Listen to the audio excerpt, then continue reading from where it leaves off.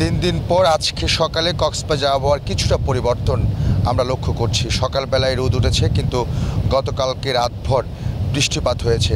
আজকে সকাল 6টা পর্যন্ত আবহাওয়া অফিসে বৃষ্টিপাতের রেকর্ড করেছে 87 মিলিমিটার। সাগর এখনও উত্তাল আছে, বড় বড় ঢেউগুলো আছে পড়ছে সমুদ্র পাড়ে, এবং কক্সবাজার আবহাওয়া অফিস যেটা বলছে এখনও সাগর উত্তাল আছে। 3 নম্বর সতর্কতার সংকেত তারা বলবৎ রেখেছে, এবং তারা বলছে আবহাওয়া কখনো রোদ কখনো ভারী বৃষ্টিপাত হতে পারে সেই শঙ্কাই তারা করছে।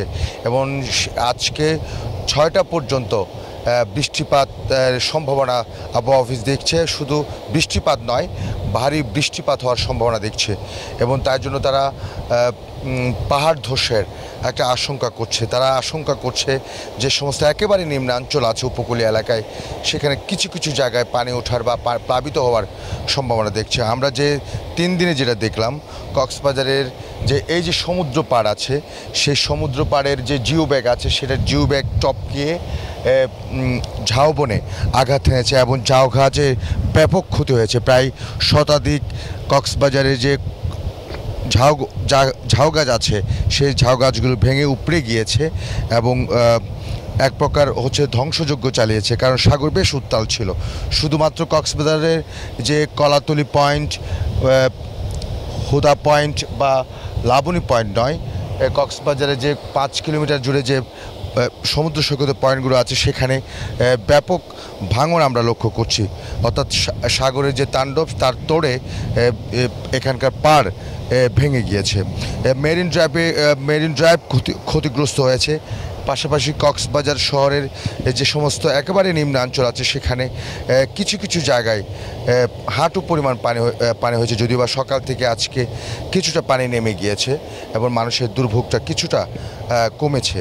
এবং উপকূল জুড়ে যদি খবর আমরা যেটা পাই, বিশেষ করে মহেশখালী, কুতুবদিয়া যে সমস্ত এলাকায় বেড়িবাঁধ নেই, সেই সমস্ত বেড়িবাঁধ ভাঙা বেড়িবাঁধ দিয়ে সাগরের পানি ঢুকে সেখানে কিছুটা উপকূলীয় এলাকার মানুষ ক্ষতিগ্রস্ত হয়েছে। কিন্তু বড় আকারের যে ক্ষতি, সেটা এই টানা 3 দিনের বৃষ্টিপাতে হয়নি।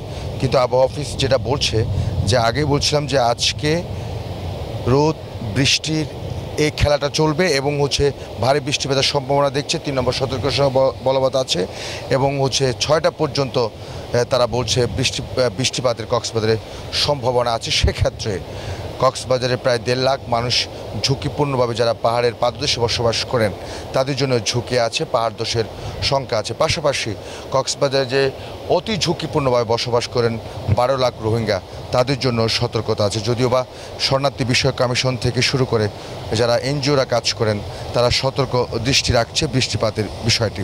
এবং পাশাপাশি কক্সবাজার জেলা প্রশাসনও কোনো ঝুঁকিপূর্ণ যে পাহাড়ি এলাকার মানুষ বসবাস করেন, তাদেরকেও সতর্ক করেছে যাতে তারা নিরাপদে থাকেন। কক্সবাজারের এই যে পাহাড়ের উত্তালতা, এটা গত 3 দিন ধরে মূলত চলছে। এ অবস্থা 6টা পর্যন্ত থাকতে পারে বলে আশঙ্কা করছে কক্সবাজার আবহাওয়া অফিস। এ ছিল কক্সবাজারের সর্বশেষ খবর।